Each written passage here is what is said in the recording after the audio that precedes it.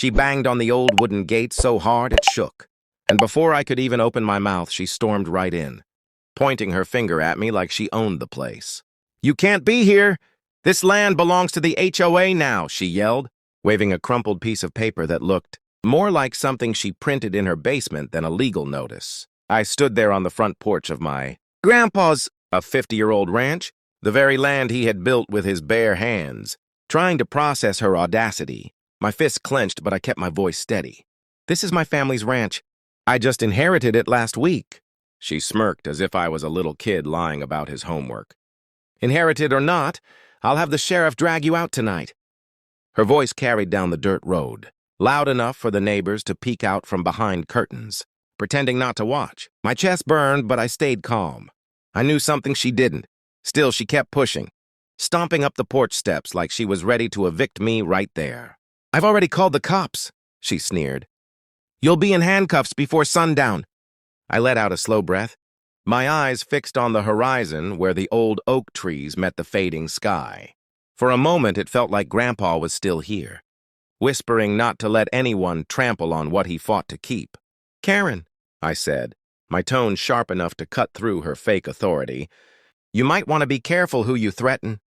She laughed, rolling her eyes, convinced I was bluffing. That's when 2 squad cars pulled up, dust rising behind them. She crossed her arms triumphantly as if victory had already been handed to her. "See? They're here for you," she whispered, almost giddy. But as the officers stepped out, I noticed something flicker in their faces when they saw me. Her smirk widened. Mine didn't move. Because what she didn't know was that I wasn't just the man who inherited this ranch. I was her governor. The officers walked toward the porch, and Karen leaped down the steps to greet them like she was their boss. "Arrest him right now," she demanded, shoving the fake notice into their hands. "He's trespassing on HOA property. This whole ranch belongs to the association now." The deputies looked at the paper, glanced at me, and then back at her. I didn't move an inch, just kept my arms crossed, letting the silence drag. She thought it meant I was scared. One of the deputies cleared his throat. "Ma'am, this isn't an official document. It doesn't even have a county seal." Karen's face twisted with rage, her finger stabbing the air toward me. "Don't play games. He's lying. He doesn't own anything. He's squatting here." That was my cue. I pulled a folded leather case from my jacket pocket and held it up. Her eyes squinted, but the deputies immediately straightened their posture. The badge glinted in the sunset. "Governor of this state," I said slowly, letting the words hang in the dusty air. Karen's jaw dropped, her confidence draining like water down a cracked sink. The neighbors, who had been pretending not to watch suddenly, pressed their faces to the glass. "You," she stuttered, her voice trembling. "You're not serious. This can't be real." She tried to laugh it off, but her hands were shaking. "So you're telling me this entire ranch belongs to you?" I stepped closer, my boots heavy on the porch, never breaking eye contact. "Not just belongs to me. It's protected, and anyone trying to file false claims against it is breaking the law." The deputies looked right at her now, not me. Her breathing grew uneven, and for the first time, the woman who had stormed in with so much fire looked like she might bolt. But Karen wasn't finished. She lifted her chin, forcing a grin. "We'll see about that. You can flash a badge all you want, but you can't stop what's already set in motion. I've got people coming who won't be fooled by your little act." That sentence hit like a match tossed into dry grass. My gut tightened. She wasn't bluffing. Something bigger was coming, and she thought it would crush me. A black SUV rolled up the gravel road, its headlights slicing through the dust. Karen straightened instantly, like backup had arrived for her crusade. 3 men stepped out in dark suits, the kind of people who didn't blink much. One carried a briefcase, another adjusted his tie, and the third scanned the ranch with sharp, cold eyes. Karen ran to them, her voice screeching, "These are the real authorities! They'll prove you don't own this land." The neighbors gasped, as if this was about to turn into a full eviction scene. My chest tightened, but I didn't flinch.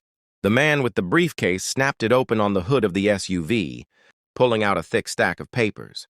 Karen grabbed one, waving it like a golden ticket. "See? Legal documents. This ranch has unpaid fees, liens, violations. He's done. Out. Finished." She shoved the papers at me, grinning ear to ear, but I didn't even reach for them. Instead, I turned to the deputies. Mind checking the seal on those documents? They hesitated, then leaned in. It only took 2 seconds before one deputy muttered, "This isn't county-issued. It's a forgery." Karen's face turned red, her hands twitching as she tried to snatch the papers back. "No, no, no, you don't know what you're talking about!" she screamed, but the men in suits didn't react. They weren't panicking, and that told me they weren't here for her HOA games. I locked eyes with the tallest one, the one scanning the land like a hawk. He finally spoke, his voice low. "Governor, you know this ranch sits on the border of state development land. Don't you? Some very powerful people have been waiting for you to slip." My heart skipped. Karen wasn't the mastermind. She was just the loud distraction. These men were the real storm. And they weren't after HOA fees. They were after my grandfather's land for something far bigger. Karen looked between us, suddenly confused. "Wait, what do you mean?" "He's supposed to be the criminal!" But no one was listening to her anymore. The battle had shifted. The air turned heavy, the kind that makes your skin prickle before a thunderstorm. The suited man stepped closer, lowering his voice like he wanted only me to hear. "This land has oil beneath it, and some folks don't care who has to be pushed out to get it." Karen's eyes widened. She stumbled back, realizing she had been nothing more than their pawn. "Oil?" she whispered, her arrogance cracking. You used me?" The men ignored her completely. One of them pulled out a folder and slid it across my porch rail. "You sign this transfer, Governor, and we walk away quiet. No one gets hurt, refuse, and things won't be so clean." For the first time, the deputies looked unsettled.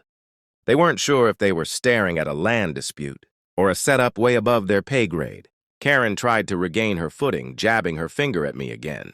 "Don't listen to him. He's bluffing! Just give me the deed and I'll make this all go away." Her voice cracked mid-sentence.